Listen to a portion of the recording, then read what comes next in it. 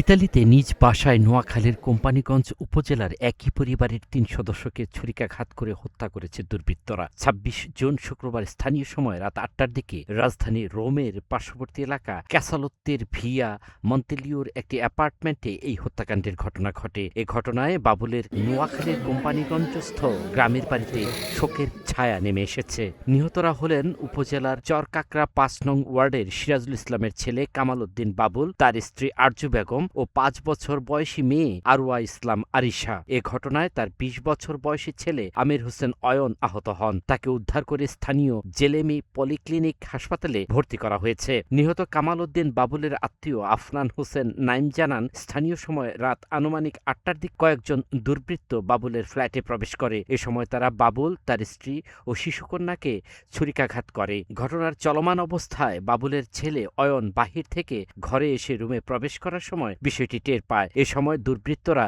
দ্রুত বের হওয়ার সময় অয়নকেও কুপিয়ে জখম করে। পরে অয়নের চিৎকারে আশপাশের লোকজন বের হয়ে আসলে দুর্বৃত্তরা পালিয়ে যায়। পরে স্থানীয়রা বাবুল সহ ৪ জনকে উদ্ধার করে স্থানীয় হাসপাতালে নিয়ে গেলে চিকিৎসক ৩ জনকে মৃত ঘোষণা করেন এবং অয়নকে চিকিৎসার জন্য ভর্তি করানো হয়। এ বিষয়ে কোম্পানীগঞ্জ থানার ভারপ্রাপ্ত কর্মকর্তা মোহাম্মদ নুরুল হাকিম বলেন, স্থানীয়ভাবে বিষয়টি শুনেছি। নিহতের গ্রামের বাড়িতে পুলিশ পাঠানো হয়েছে।